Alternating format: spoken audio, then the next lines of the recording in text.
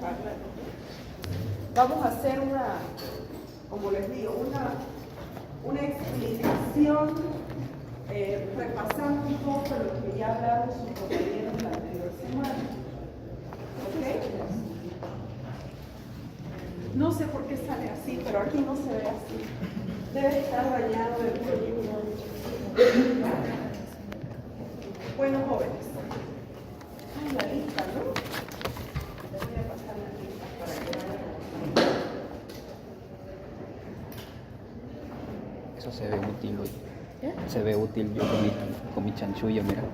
Con mi chanchullo, tengo esto. Quítalo. Ahora sí, estaba calentando. A ver.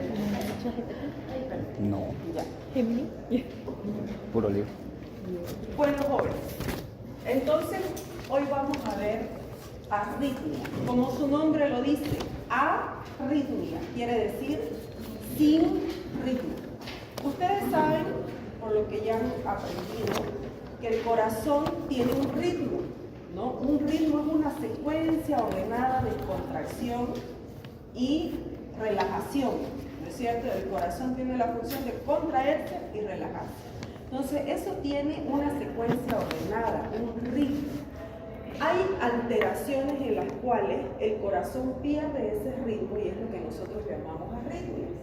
Entonces, para hablar de arritmias, hay que entender primero que el corazón tiene un sistema de conducción que sus compañeros muy bien lo explicaron en la anterior clase.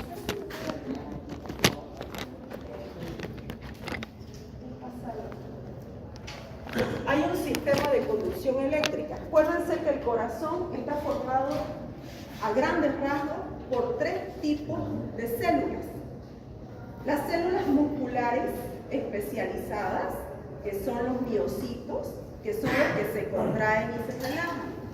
Y las células del sistema de conducción, ahora se ve peor, le cuento. Ahora sí. Y el sistema de conducción, que son células especiales desde el punto de vista estructural y funcional. Ahorita lo vamos a ver. Y a su vez esas células de conducción son de dos tipos. Una que se le llama célula marcapaso, porque es la célula que da el golpe inicial, la descarga eléctrica que activa el resto de las células. ¿Ya? No se olviden, células marcapaso. Y las otras que solamente conducen ese impulso eléctrico, que son las células de conducción. Entonces, haciendo un resumen, tres tipos de células. Vamos a ver, ¿ya? Los miocitos, las que se contraen y que forman toda la pared muscular de las aurículas y los ventrículos, ¿ya? Y en el sistema de conducción, que ahorita lo vamos a ver, hay dos tipos.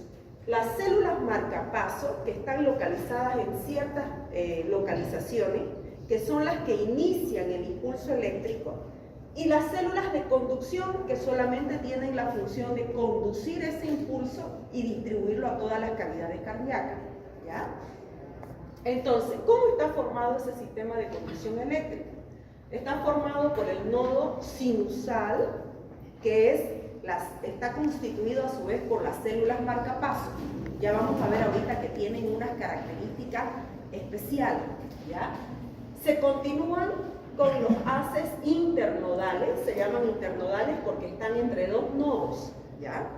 El anterior, el medio y el posterior, ¿ya? El anterior, que es el que se va hacia la aurícula izquierda, el medio y el posterior, que están en la aurícula derecha, ¿ya? Y a su vez esas después van a confluir en el nodo aurículo-ventricular, que está ubicado en el tabique interauricular y que también, importantísimo, no sé si sus compañeros lo llegaron a decir, creo que no, ahí también hay células marcapaso, ¿ya? Importante para entender arritmia. O sea, aquí hay células de conducción, aquí hay células marcapaso y aquí otra vez células marcapaso. Ahorita vamos a entender qué es célula marcapaso. Luego ese nodo aurículo-ventricular se continúa con el haz de His, que a su vez se va a dividir en una rama izquierda para el ventrículo izquierdo y una rama derecha para el ventrículo derecho. Que estos haces están formados o esas ramas están formados por células de conducción, ¿ya? Y a su vez, en la parte más final, terminal, terminan en las fibras de Purkinje. Entonces, ¿cómo es la actividad en este sistema de conducción especializado? Normalmente, el impulso eléctrico que va a generar ese potencial de acción, que va a hacer que todas las células se contraigan, nace en el nodo sinusal, se difunde a través de los haces internodales, luego se activa el nodo auriculoventricular, luego el haz de His y a las ramas izquierda y derecha, y termina en las fibras de Purkinje, donde realmente termina ese potencial de acción, ¿ya? Eso es normal. Entonces, a ver un ratito ahí que puse. Entonces, la contracción requiere un impulso eléctrico. Ya sabemos dónde se origina, de forma fisiológica. Se generan las células marcapaso. Y fíjense que yo hablé de células marcapaso aquí, células marcapaso aquí. Y hay un tercer lugar donde también hay células marcapaso, que son las fibras de Purkinje, que igual sus compañeros creo que no lo mencionaron, pero hay 3 sitios donde hay células marcapaso, importantes para entender arritmias, ¿ya? Ahora, ¿cuál es la frecuencia de disparo? En el nodo sinusal es de 60 a 100 veces latidos por minuto, o disparos por minuto, y por eso esa es la frecuencia cardíaca normal, ¿no? Y inicia una despolarización, que ahorita vamos a ver qué es, ustedes ya lo han visto en fisiología, que se va a propagar por todo el sistema y luego a los miocitos. ¿Los miocitos se despolarizan? Sí, ¿no es cierto? Y eso es lo que va a dar origen a la contracción. Vamos a la siguiente. Entonces, ¿por qué les he puesto esta imagen? Fíjense, es como el nodo sinusal del que hemos hablado, es como si fuera el director de orquesta, ¿ya? Del corazón. Aquí ven ustedes una sinfónica. Para que haya un buen ritmo y eso suene de forma, o sea, rítmica, ¿no? De forma rítmica, tiene que haber un director de orquesta. Entonces, ¿qué viene a hacer la arritmia? Cuando alguno de estos otros elementos que forman parte de este conjunto quiere hacer de director de orquesta. ¿Se dan cuenta? Entonces, para que ustedes vayan haciendo, ¿cómo se dice?, una imagen mental del corazón. Este vendría a ser nuestro nodo sinusal, único director de orquesta que hace que todo suene en armonía. Pero ¿qué pasa si en otro punto empiezan a haber despolarizaciones? Va a aparecer otro director de orquesta y ahí es cuando todo se puede echar a perder y empiezan las arritmias. ¿Ya? La siguiente. Entonces, el marcapaso fundamental de forma fisiológica es el nodo sinusal, o sea, el que dirige el ritmo, el director de orquesta. Tiene una frecuencia de despolarización, ¿no es cierto?, de latido, que es de 60 a 100, y eso es lo normal. Ahora, yo les decía que hay otros sitios que también hay células marcapaso, que son las células capaces de iniciar una despolarización, que es el nodo aurículo-ventricular y las fibras de Purkinje. Pero la frecuencia de disparo es diferente, ¿ya? No es la misma frecuencia que el nodo sinusal. Fíjense, el nodo aurículo-ventricular dispara a 40 a 60 latidos por minuto, mientras que las fibras de Purkinje de 30 a 40. Entonces, importantísimo, fíjense, si yo tengo 3 lugares donde se puede iniciar el latido, ¿cuál es la que va a tomar el mando? La batuta. La que tiene mayor frecuencia, siempre, ¿ya? Eso ustedes lo van a ver en algunos libros como, la frecuencia fundamental que va a tomar la batuta porque tiene una mayor velocidad de despolarización. Por eso es que los otros puntos del marcapaso no son capaces de iniciar un latido de forma fisiológica, ¿ya?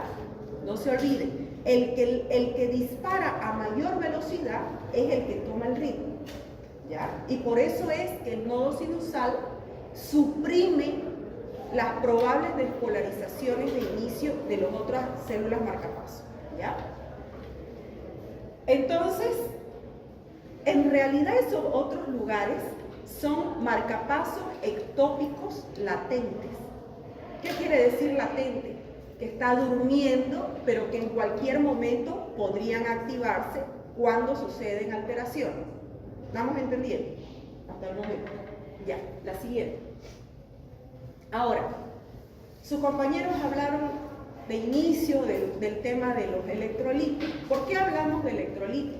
Porque para despolarizarse una célula hay un intercambio de electrolitos entre el intracelular y el extracelular. Y ustedes recordarán por fisiología que las células están limitadas por una membrana plasmática, ¿no es cierto? Que en realidad es una membrana semipermeable porque permite pasar ciertas sustancias, pero no todas, ¿no? Entonces, ¿qué hace que una célula se despolarice? Que se activen canales que son estructuras proteicas transmembranas que permiten la entrada y la salida de ciertos electrolitos. ¿Cuáles son los electrolitos? Pregunta de examen. ¿Cuáles son los electrolitos que participan en la despolarización? Potasio, sodio y calcio. 3 electrolitos. Todos esos electrolitos tienen canales que son proteínas transmembranas a través de los cuales transitan entre el intracelular y el extracelular. Son los canales lentos de potasio, los canales rápidos de sodio y los canales lentos de calcio, ¿ya? El hecho de que estos electrolitos estén en mayor o menor concentración en un lado u otro de una célula le da cierta polaridad. Polaridad, cuando hablamos de polaridad, estamos hablando de cargas. Acuérdense que los electrolitos tienen cargas positivas, llamados cationes, y tienen cargas negativas, llamados aniones. Entonces, el intracelular, grábenselo para toda la vida, el intracelular de la célula tiene carga negativa, ¿ya? ¿Por qué hay carga negativa en el intracelular? Porque en el intracelular hay fosfato. Acuérdense que el fósforo forma parte del material genético, el ADN mensajero, el ARN, ¿no es cierto? Y también forma parte de las cadenas estructurales de las células. Y por otro lado, el ATP, ¿no es cierto? El ATP que tiene grupo fosfato. Y el fosfato le da carga negativa. Además de eso hay proteínas. Acuérdense que dentro de la célula todo es proteína, ¿no es cierto? El citoesqueleto, las organelas, todo tiene proteínas y las proteínas tienen carga negativa. Entonces, dentro de la célula, carga negativa. Fuera de la célula, carga positiva. ¿Por qué? Porque fuera de la célula tenemos el sodio y tenemos el calcio, ¿ya? Que le va a dar carga positiva al extracelular. A esa diferencia de cargas le llamamos, ¿se acuerdan de fisiología? Tiene un nombre. El grupo que expuso, ¿cómo se llama eso? Diferencia de cargas entre el extracelular y el intracelular se llama potencial de membrana. ¿No es cierto? No es más que el potencial de membrana, diferencia de cargas entre el intracelular y el extracelular. Vamos a la siguiente, ahorita lo vamos a ver bien. Entonces, es lo que yo les decía, fíjense, lleno de ion fosfato, proteínas, fíjense, todo carga negativa dentro de la célula, mientras que afuera predominan las cargas positivas. A eso es que se le llama potencial de membrana. La siguiente. Entonces, lo que decíamos, para repasar, la membrana es una estructura semipermeable, no totalmente impermeable, porque hay estructuras que pasan normalmente. Por ejemplo, el potasio. El potasio tiene un canal que su compañero cuando expuso lo mencionó, un canal que constantemente está abierto.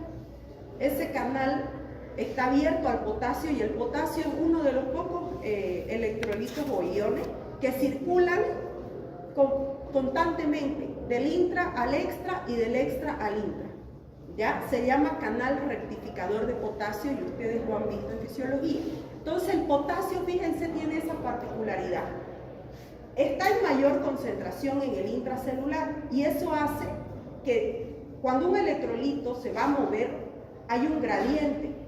Pasa de mayor concentración a menor concentración, ¿no es cierto? Entonces el potasio por ese canal tiende a salir de la célula, pero una vez que sale y se iguala la cantidad entre el intracelular y el extracelular, vuelve a entrar y entonces está continuamente entrando y saliendo, ¿ya? Eso apréndanselo. Entonces, repasemos. Extracelular hay sodio y calcio, por eso es positivo. En el intracelular, polaridad negativa. Y el potencial de membrana, decíamos que es esa diferencia entre la carga dentro y fuera de la célula. ¿Ya? La siguiente. Esto es para entender qué es lo que sucede en el potencial de acción de la despolarización de las células que forman el corazón. ¿Ya?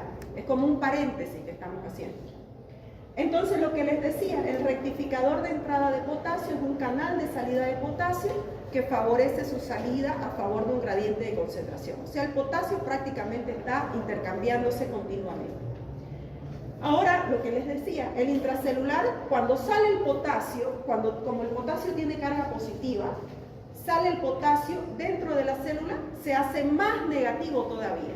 Y eso hace que el potasio otra vez tienda a ingresar en favor del gradiente de concentración y en favor del gradiente iónico.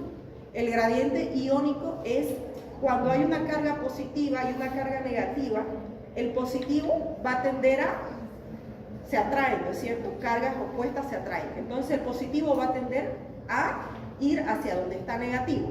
¿Se dan cuenta, no? Eso es fisiología. Ahora, todas las células de las que hemos hablado tienen un potencial de membrana en reposo que va a variar, ¿ya? En el libro no está bien claro lo que expusieron sus compañeros, ahorita se lo voy a explicar bien. De tal forma que cuando lean arritmia esto va a ser pan comido para ustedes, ¿ya? Ese potencial de membrana en reposo es diferente en las diferentes estructuras del corazón. En los miocitos, aquí lo vamos a anotar, en los miocitos,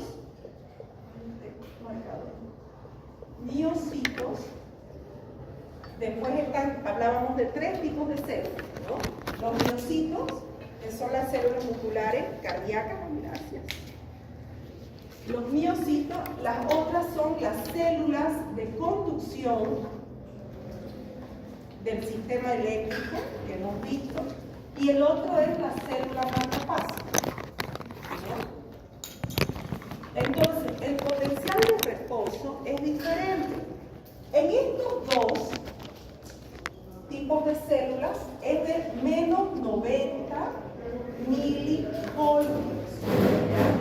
Pero en las células marcapaso es menos negativo. Es de menos 60 milivoltios. ¿Se dan cuenta? Y eso es un dato que nos va a ayudar a entender por qué la célula marcapaso prácticamente se autodespolariza. ¿Ya? Ahorita lo vamos a entender mejor. Vamos a la siguiente. Entonces, el miocardio dice como tejido excitable. Es para que entiendan. ¿A qué se refiere con tejido excitable? Un tejido excitable es un tejido capaz de generar un potencial de acción en su membrana, o sea, de despolarizarse. Y hay 2 tejidos que ustedes vieron en fisiología capaces de generar un potencial de acción. De todas las células y de todos los tejidos, solo hay 2, el músculo y el tejido nervioso, ¿no es cierto? Y hablando de músculo, hablando del músculo cardíaco en específico, el músculo cardíaco también es excitable. Pero el miocito, hablando del miocito, requiere de un estímulo. O sea, no se va a despolarizar de forma automática. Siempre requiere de un estímulo. ¿Ya? Entonces, el miocardio, fíjense, hay 3 tejidos, lo que hemos estado hablando, con propiedades electrofisiológicas diferentes y con potenciales de acción diferentes, ¿no? La célula marcapaso, que tiene un potencial de acción de menos 60, las células del sistema de conducción y las células de contracción, que son los miocitos, que tienen menos 90 milivoltios, ¿ya? ¿Hasta ahí están entendiendo? Ya, vamos a la siguiente. Entonces, ¿qué es un potencial de acción? Que es lo que hemos estado hablando. Entonces, fíjense que hay cargas diferentes entre el intracelular y el extracelular, ¿no es cierto? Adentro negativo y afuera positivo. ¿Qué pasa si los electrolitos empiezan a moverse? Los que están afuera hacia adentro y los que están adentro hacia afuera. ¿Será que cambia la polaridad? Va a cambiar, ¿no es cierto? A eso se le llama potencial de acción. Es un movimiento de electrolitos que cambia la polaridad de la célula, ¿ya? Entonces, es un cambio brusco en la polaridad de la membrana que se propaga a través de la misma para luego volver a su estado de reposo. Acuérdense la imagen que les puse de las proteínas transmembranas. Los canales lentos de potasio, los canales rápidos de sodio y los canales lentos de calcio. Entonces, cuando esos canales se abren o se cierran, se van a empezar a mover y eso va a generar un potencial de acción. ¿Se dan cuenta? Es un cambio brusco en la polaridad. En vez de que la célula adentro sea negativa, hay un momento en que se va a poner positiva, ¿ya? Entonces, fíjense, el miocito y la célula de conducción, para que se genere ese potencial de acción, tiene 5 fases. Diferente de la célula marcapaso, que solamente tiene 3. ¿Ya? Ahorita es para que entendamos el automatismo de la célula marcapaso. ¿Cuáles son esas 5 fases? Aquí está en una gráfica, fíjense. La fase 4, que es aquí abajo. La fase 0, esto está graficado para entenderlo, ¿ya? No es un esquema, es como una traducción de lo que pasa electrofisiológicamente en la célula, ¿ya? Lo vamos a esquematizar en fases. Fase 4, fase 0, fase 1, fase 2, fase 3 y de vuelta a la fase 4. La fase 4 es aquí abajo, donde la polaridad es negativa en la célula y a eso se le llama fase de reposo, porque no hay movimiento de electrones, ¿ya? No hay movimiento de iones de electrolitos. Entonces, ¿cuánto es entonces la polaridad o los milivoltios de una célula miocito y célula de conducción en reposo? Menos 90 milivoltios. Ahí está en reposo, fase de reposo. Ahora, va a haber un cambio que es generado por un estímulo. ¿Y ese estímulo qué va a hacer? Abrir los canales de sodio. Los canales de sodio se abren y empieza a entrar el sodio dentro de la célula. ¿Qué va a pasar con la polaridad intracelular? Que era negativa, se va a hacer positiva y se genera un potencial de acción. ¿Se dan cuenta? A eso se le llama fase de despolarización. La célula se despolarizó. Fíjense su nombre. Fíjense que en medicina es fácil porque el nombre nos explica. Despolarización. Cambió de polaridad. ¿No es cierto? Entonces, entra el sodio y la célula se despolariza y se genera un potencial de acción. Cuando supera, hay un valor umbral, así como hay un valor umbral del dolor, que ustedes para entenderlo, hay un valor umbral que es como un valor a partir del cual se desencadenan todos los acontecimientos siguientes. Si ese estímulo es lo suficientemente intenso y se eleva a menos 60 milivoltios, empieza a despolarizarse por completo la célula, ¿ya? Y eso alcanza la fase 1. Vamos a la siguiente para que vamos viendo detalladamente. Entonces, las 5 fases del miocito y de la célula de conducción, ¿ya? Aquí es diferente. La fase 4, reposo, menos 90 milivoltios. La fase 0, despolarización rápida, el estímulo que eleva el potencial de membrana, que puede llegar a más 20. Acuérdense que adentro la célula ya está positiva. En vez de estar a menos 90, está más 20. Y eso se debe a la apertura de los canales rápidos del sodio, ¿ya? Una vez que se llega a más 20, viene la fase 1, que es la repolarización temprana. O sea, se cierra el canal de sodio y se abren los de potasio. Y entonces, como se abren los canales de potasio, el potasio sale y la célula se hace otra vez más negativa. ¿Se dan cuenta? Equilibrando las cargas, pero no lo suficientemente como para repolarizar por completo la célula, ¿ya? Entonces, sale el potasio en favor del gradiente de concentración, sacando cationes como compensación a la entrada masiva de sodio, ¿no es cierto? A favor del gradiente, o sea, de menos a más. Luego viene la fase 2 o fase de meseta, importantísimo. Se abren los canales lentos de calcio y el calcio entra, y eso es lo que provoca en el miocito la contracción. Ustedes lo vieron en fisiología, ¿no es cierto? Entra el calcio y ¿qué provoca en la célula muscular? La contracción. Entonces esa fase de meseta, como el calcio es positivo, equipara. Por eso es que en el gráfico la línea es horizontal, equipara las cargas, ¿no es cierto? Al entrar el calcio, equipara entre el extra y el intracelular. Entonces, entra el calcio y no hay un cambio neto en el potencial de membrana. Y la fase 3, que es la repolarización, es cuando se abren finalmente, se cierran los canales de calcio, se cierran los canales de sodio completamente, se abren los de potasio y se vuelve al potencial de reposo. ¿Ya? Ahora, ¿qué sucede en la fase 4?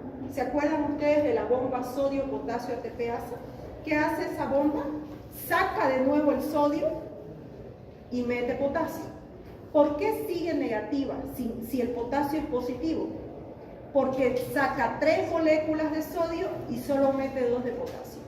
Y esas 2 moléculas de potasio no son lo suficiente para positivizar el intracelular y por eso se llama fase de reposo. ¿Se dan cuenta? Entonces, eso sucede en la despolarización. La siguiente. Aquí fíjense, entonces en este esquema, entra el sodio, fase 0, ¿no es cierto? Fase 1, sale el potasio, fase 2, entra el calcio, fase 3, sale el potasio, ¿ya? Fase 4, solamente tenemos la bomba sodio-potasio ATPasa que devuelve el sodio al extracelular. Ahora fíjense que acá hay otro diferente, otro esquemita diferente. Ahorita lo vamos a ver en el siguiente. ¿Por qué es diferente? Ahí de nuevo para que se lo memoricen. Fase 4, 90, aquí está en 90. Fase 0, aquí llega a más 20. Fase 1, fase 2, fase 3 y de vuelta, o sea, es cíclico, ¿ya? Es cíclico continuamente. Y la célula está constantemente haciendo esos cambios. Ahora el siguiente. Ahora, ¿qué tiene de diferente la célula marcapaso? Analicémoslo. La célula marcapaso, que es la que genera el estímulo eléctrico, debe tener algo diferente. Por eso es capaz de generar un estímulo, ¿no es cierto? ¿Qué será diferente en la célula marcapaso?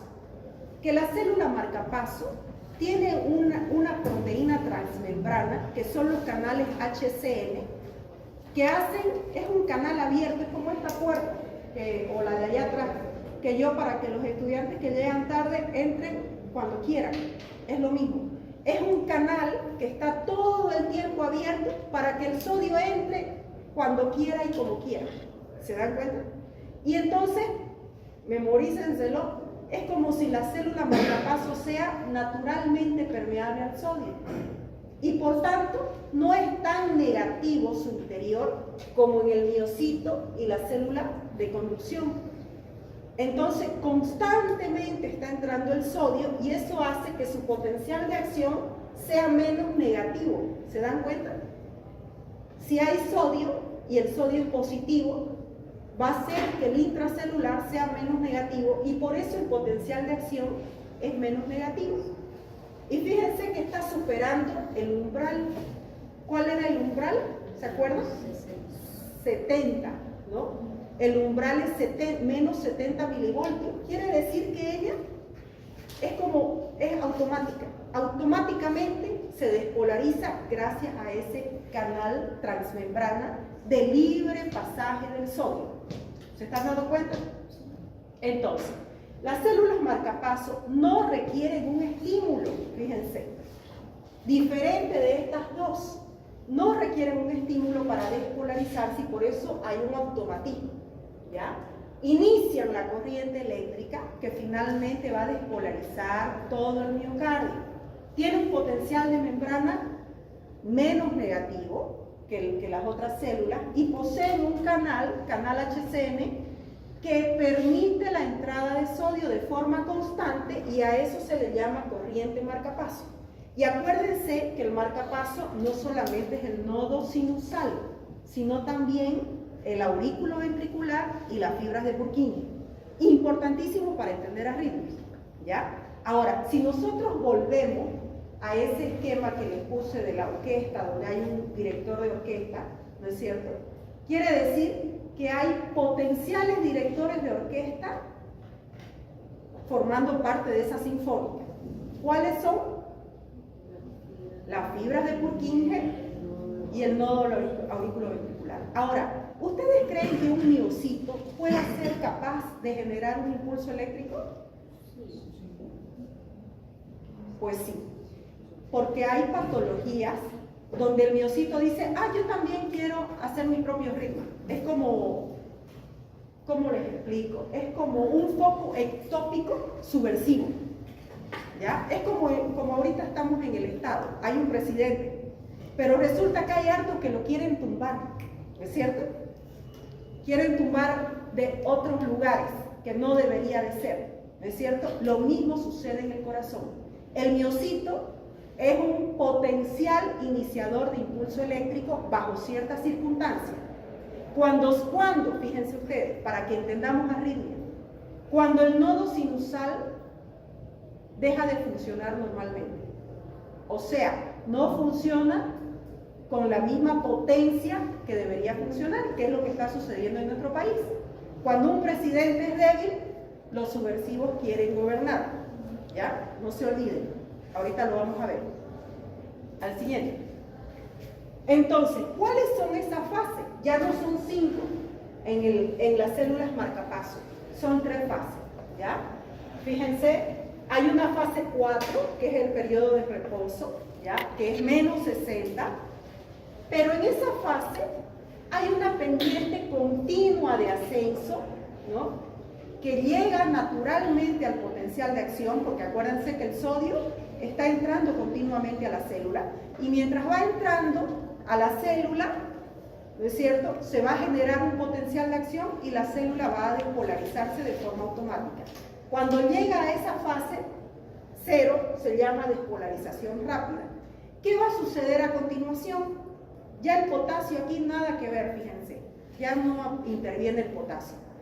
Se abren los canales de calcio y la célula se va a hiperpolarizar. ¿Por qué? Porque ahora sí que está súper positiva, ¿no es cierto? Acuérdense que el calcio tiene cargas positivas. Entonces ahí se produce la despolarización y luego se van a cerrar los canales de calcio y se abren los de potasio. Ahora sí de nuevo participa el potasio y se va a volver a despolarizar la célula y va a llegar de nuevo a menos 60 milivoltios. ¿Se dan cuenta entonces? Entonces la célula marcapaso tiene un automatismo que le permite despolarizarse de forma cíclica. 3 fases, pregunta de examen, ¿ya? Diferentes. Fase 4, fase 0 y fase 3. No hay fase 1 ni fase 2. ¿Ya? La siguiente. Aquí de nuevo, fíjense, todo el tiempo entrando sodio, cuando se abren los canales de calcio, cuando se cierran los de calcio y se abren los de potasio. Fíjense que es diferente el gráfico, el esquema de los anteriores que hemos visto. Ahora sí, la siguiente. Para entender arritmia, ¿qué es un periodo refractario? Un periodo refractario es un periodo de tiempo en el cual ninguna célula va a volver a despolarizarse. Es como un estado de silencio, ¿ya? Ese periodo en el que el miocito no puede ser reestimulado porque ya está despolarizado, ¿ya? Es como que siga su curso normal, ¿ya? Porque si no hubiera un periodo refractario, no hubiera arritmia, ¿no es cierto? La célula se despolarizaría en cualquier momento. Entonces, el periodo refractario es un periodo que protege al corazón de las arritmias, ¿ya? Y hay dos El periodo refractario absoluto es porque definitivamente ninguna alteración o ningún otro estímulo va a volver a polarizar, a despolarizar esa célula. Y se da en la fase 1, fase 2 y un tercio de la fase 3. Mientras que el relativo son los dos últimos tercios de la fase 3. Y aquí sí se puede volver a estimular el miocito, pero siempre y cuando el estímulo sea de mayor intensidad que el estímulo normal. ¿Se dan cuenta? Importantísimo para entender arritmia, ¿ya? Entonces, hay un periodo de tiempo en el cual el miocito puede volverse a estimular, ¿ya? Y por tanto generar una arritmia. Fíjense que todo tiene que tener su orden y su ciclo. Si ese ciclo se altera, se produce una arritmia, ¿ya? Y el periodo supranormal es un periodo, al final del periodo refractario, en que también se puede volver a estimular el miocito. Fíjense entonces que hay dos periodos críticos que pueden intervenir para que se produzca una arritmia, ¿ya? Ahorita lo vamos a ver. Entonces, ¿cuál sería el ritmo normal del corazón? ¿Cómo se llama el ritmo normal del corazón?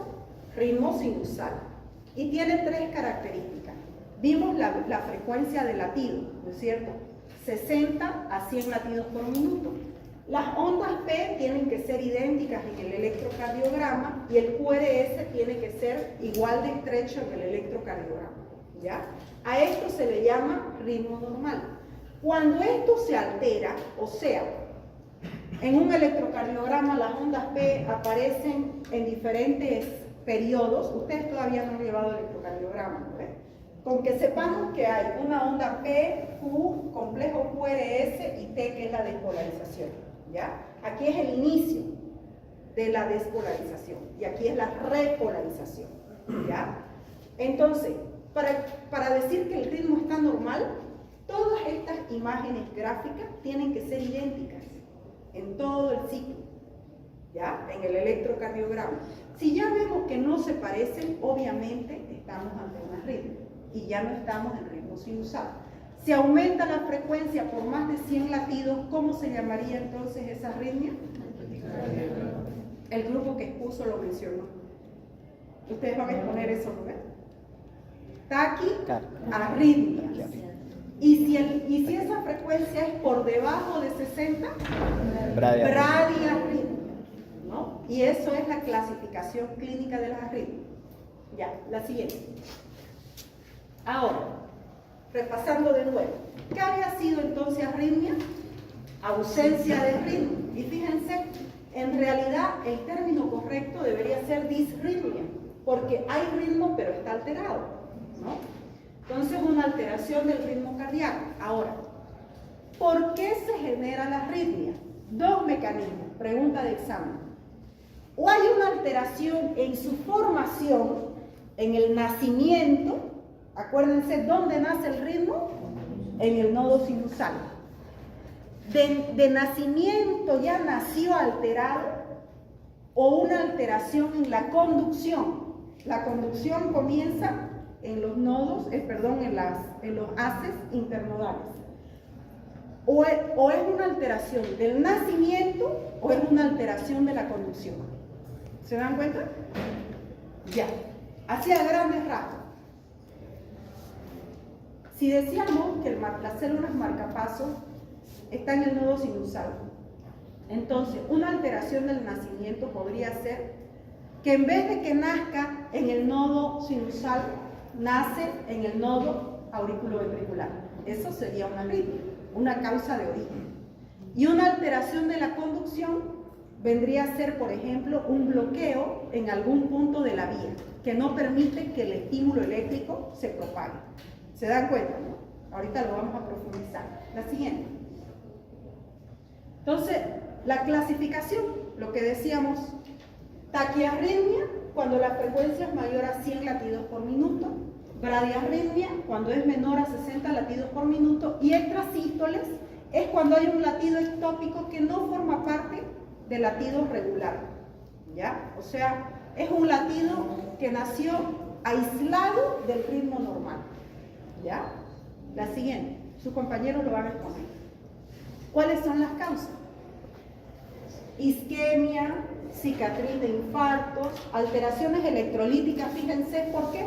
Porque hablábamos de electrolitos, sodio, calcio, potasio, y cualquier cambio en el valor normal puede desencadenar alteraciones eléctricas.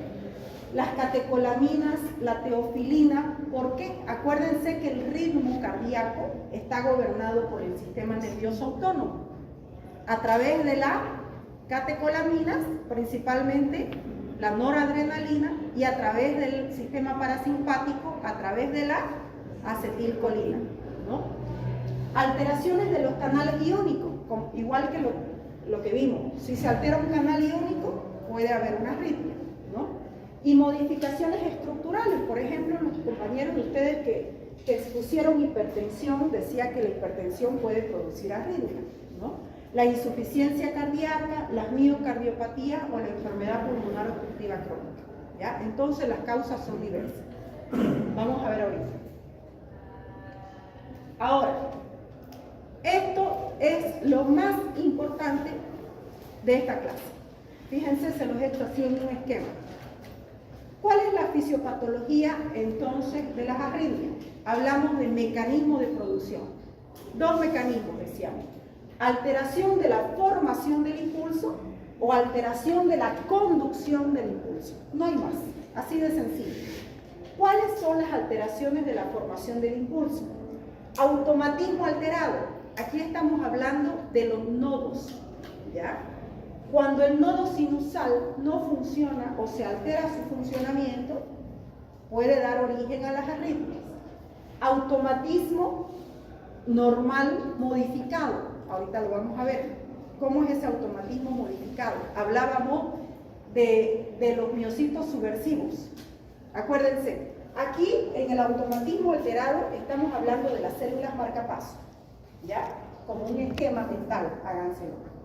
En el automatismo normal modificado, estamos hablando del miocardio, de las células musculares, ¿ya?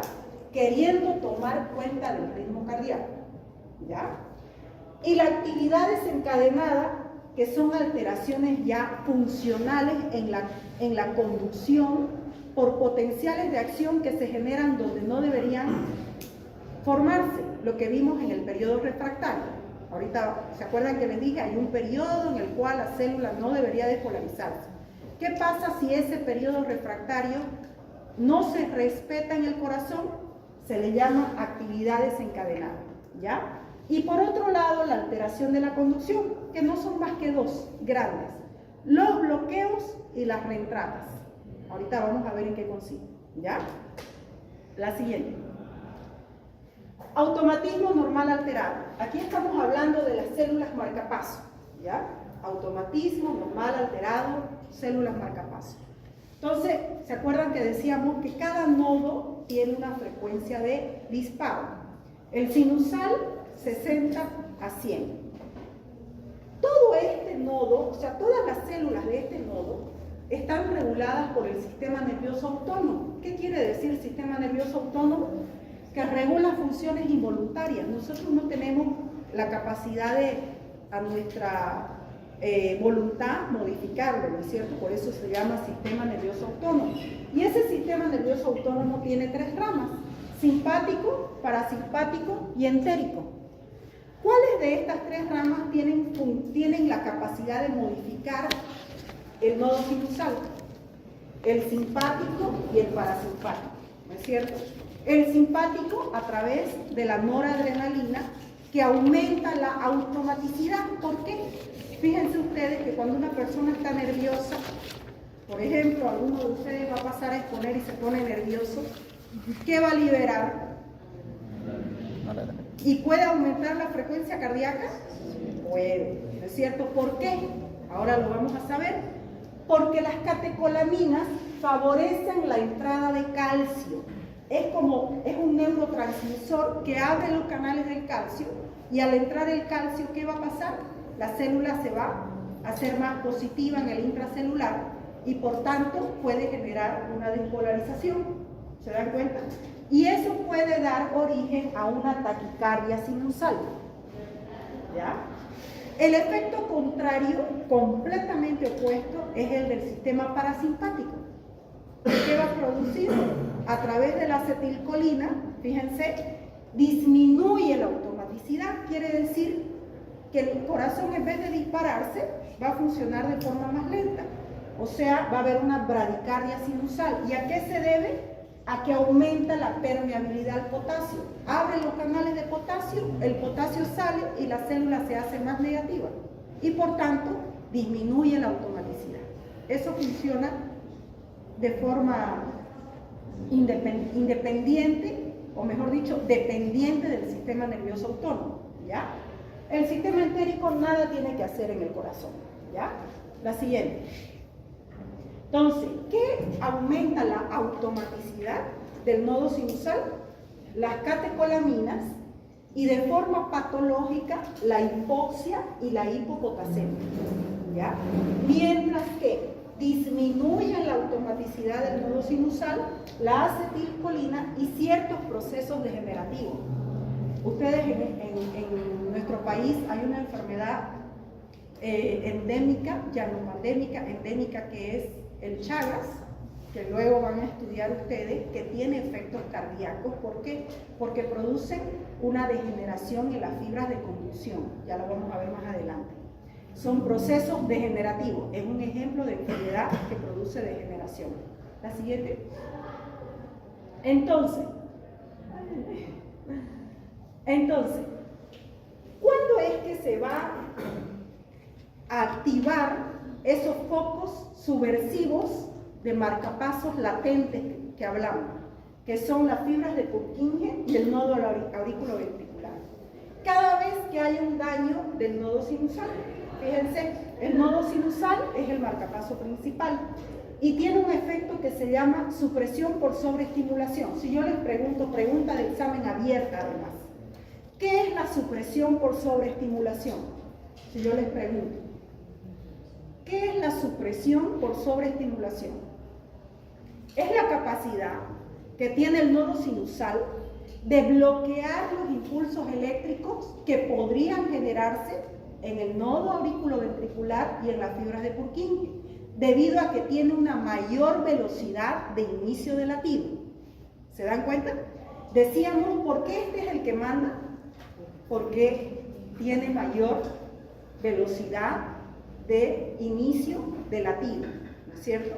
Entonces, estos están durmiendo.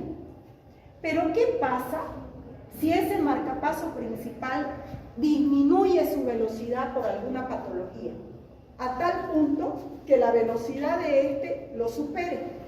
¿Qué va a pasar? Se va a generar o va a tomar el mando, va a ser el director de orquesta, y entonces vamos a tener una bradiarritmia. ¿Se dan cuenta?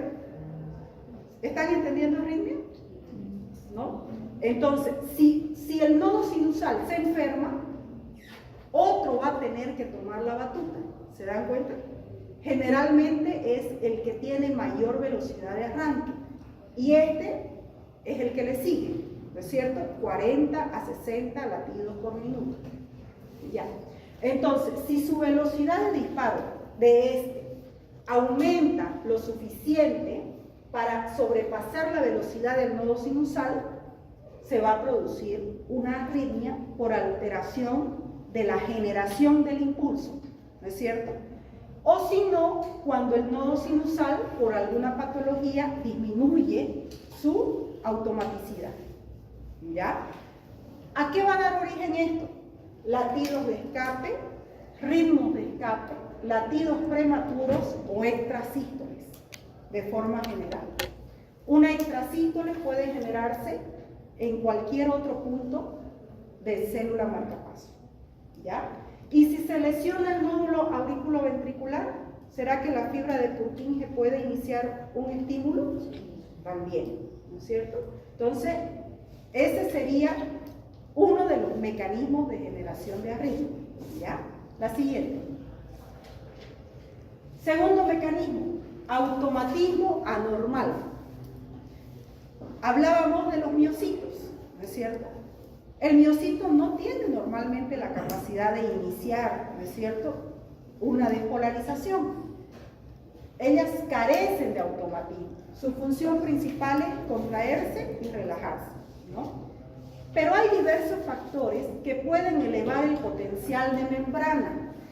O sea, en vez de que sea menos 90, capaz y hace que llegue a menos 60, ¿ya?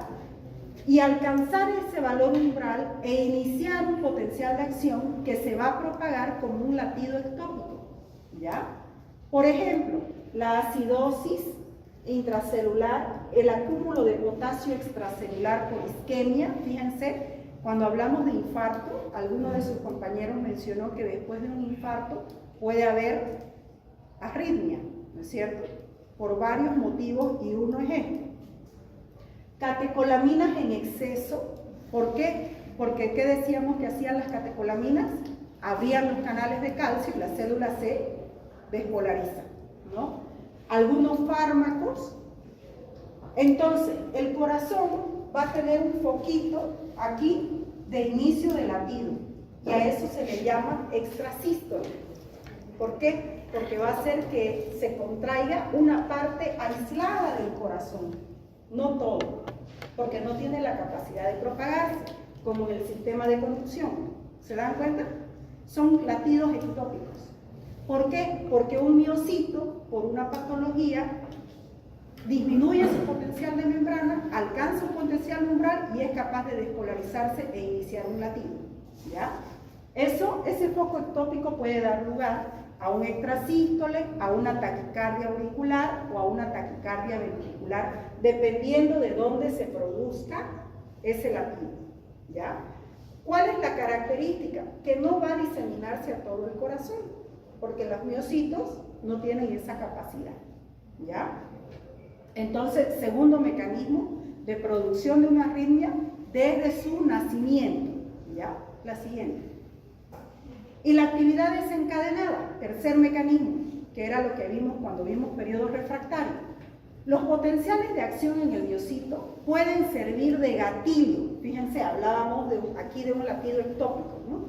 Cuando un miocito se despolariza, por cualquier patología asociada, puede generar un impulso eléctrico que va a desencadenar que se genere un potencial de membrana en las células de su alrededor y se genera un potencial de acción que se llaman post-despolarizaciones. O sea, estas pueden ocurrir en ese periodo refractario relativo, que es en los 2/3 finales de la fase 3. ¿Se dan cuenta, no?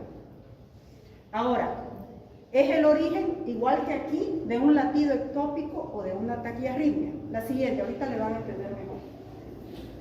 Se llaman postdespolarizaciones tempranas porque, fíjense, ocurren después de una despolarización. Hay un periodo ventana en el cual, si se genera de forma anormal un potencial de membrana en un miocito, se va a distribuir a las células adyacentes y se va a producir una arritmia, ¿ya? Aparecen, fíjense, en fase 2 o en fase 3 y los mecanismos son diferentes. Aumento de la corriente de entrada de calcio o disminución de la corriente de salida de potasio, y en la fase 3, que es cuando normalmente ocurre la salida, la salida de potasio, en vez de salir, se va a quedar dentro de la célula, ¿ya? Y las tardías, como su nombre lo dice, en un periodo más lejano, que es la fase 4, por acumulación de calcio intracelular, por catecolaminas o digitálicos. Los digitálicos, por ejemplo, son los medicamentos que se usan en la insuficiencia cardíaca, que tienen esa capacidad de aumentar la fuerza de contracción del músculo cardíaco. Y así como ayudan a la contracción, pueden producir una taquiarritmia, ¿ya? Entonces, generalmente es por fármacos, ¿ya?, que van a sobreestimular al músculo cardíaco en un periodo donde el corazón es vulnerable, en ese periodo refractario. La siguiente. Una duda, doctora, esa sería la dioxina. Exactamente. Por ejemplo. Tenía otra duda más. Los beta bloqueantes, ¿cuál tipo de arritmia me causarían? ¿A qué nivel? O sea, sé que sería una bradiarritmia, pero en los mecanismos de acción, ¿cuál sería? En los receptores de las células marcapaso. Acuérdense que hay receptores alfa, por eso se llaman alfa y beta. Beta bloqueante. Por eso es que bloquea la actividad de la adrenalina y la noradrenalina. ¿No es cierto? La siguiente. Ya, para terminar, para que dé tiempo para que sus compañeros expongan. El otro mecanismo es una alteración de la conducción, ¿no es cierto? O sea, se generó bien el impulso, pero se condujo mal. Hay dos tipos, bloqueo y reentrada. ¿Qué es un bloqueo? Lo que estamos sufriendo ahora en el país, ¿no es cierto? Fíjense, normalmente es una carretera expedita el sistema de conducción, donde el impulso que se genera en el nodo sinusal avanza por todo el sistema de conducción porque no hay ningún obstáculo. Sigue, despolariza de forma ordenada toda el haz de His, la rama izquierda, la rama derecha y se extingue. Pero ¿qué pasa si hay un obstáculo en algún punto? No va a poder despolarizarse el resto del sistema de conducción, ¿no es cierto? Y va a producir una arritmia. Entonces, ¿cuáles son las causas? Por ejemplo, la isquemia. ¿Por qué? Porque muere el tejido. Y si el tejido está muerto, no va a responder, ¿no es cierto? La fibrosis, lo mismo. La fibrosis es un nuevo tejido que no tiene las mismas capacidades. Ciertos fármacos o procesos degenerativos, lo que hablábamos hace rato. Por ejemplo, pregunta de examen de cardiología. ¿Qué produce en el corazón la enfermedad de Chagas? Bloqueo de rama derecha, característico, tiene una afinidad por destruir el sistema de conducción de la rama derecha y es un ejemplo de arritmia, ¿ya? Pero lo destruye. Lo destruye. Porque el bloqueo es un obstáculo, es algo que no deja pasar. Ajá, pero bien su pregunta, ¿por qué? Porque los obstáculos pueden ser transitorios o permanentes. Si es transitorio, se llama funcional, porque puede ser que en un momento dado, ese sector del sistema de conducción no fue capaz de responder porque está bajo ciertos estímulos, por ejemplo, farmacológicos. Pero puede ser permanente, como en el caso del Chagas, y ahí se va a llamar fijo o anatómico. Y los bloqueos pueden ser unidireccionales, quiere decir que solamente en un sentido se afecta, o puede ser bidireccional, que ni estimulando, fíjense cuando un paciente entra en un paro por una taquicardia supraventricular, a veces haciendo choques eléctricos, ¿han visto? Se vuelve a activar el corazón, siempre y cuando el bloqueo no sea bidireccional. Porque si es bidireccional, ni estimulándolo desde otra vía de entrada, el corazón va a responder. ¿Se dan cuenta? Pero ¿por qué? Si no hay, o sea, la sección no se estimuló, entonces no está en periodo refractario. Porque puede que sea un bloqueo permanente por una anomalía estructural definitiva. ¿Se da cuenta? Si esa fibra, ese sistema de conducción, tiene una alteración permanente, no se va a poder estimular en ningún sentido. ¿Se dan cuenta? Ni de forma anterógrada, ni de forma retrógrada. ¿Ya? El siguiente que es la reentrada, está muy relacionado con lo que estamos hablando. Es cuando un impulso eléctrico nace o sea, normalmente, fíjense, el impulso eléctrico nace en el nodo sinusal, se propaga y luego se extingue porque todas las células están en periodo refractario, o sea, no se pueden volver a estimular. Pero ¿qué pasa si hubo un bloqueo? Hay una parte del corazón que no se estimuló y por tanto no hay periodo refractario en ese segmento. ¿Qué va a pasar entonces? Se va a poder reestimular desde otro punto de inicio y se va a producir una arritmia por reentrada, por reestimulación. Por eso se llama reentrada. Generalmente entonces las arritmias por reentradas son secundarias a un bloqueo y están asociadas. ¿Se dan cuenta? ¿Entendieron arritmia entonces? Mecanismos de producción, dos básicos.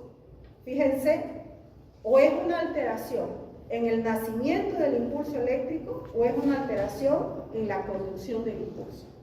Y puede ser porque se altera el nodo sinusal porque se activan los otros puntos del marcapaso, porque se activan lugares ectópicos en el músculo cardíaco, porque se producen disturbios que van a alterar no van a respetar el periodo refractario o por bloqueo y retraso. Hasta aquí, jóvenes, que sepan hasta aquí ustedes, arritmia está perfecto, ¿ya? En su libro hay hasta reentrada que ustedes estudien y se lo aprendan, fantástico, ¿ya? Lo que viene a continuación, que sus compañeros lo van a exponer ahorita, es más que todo parte clínica que ustedes lo van a volver a ver cuando vean cardiología. Por eso es que no vamos a profundizar tanto, solamente para tener ahorita conocimiento. ¿Está bien? ¿Alguna pregunta, jóvenes? ¿Ninguna? Entonces el grupo puede pasar.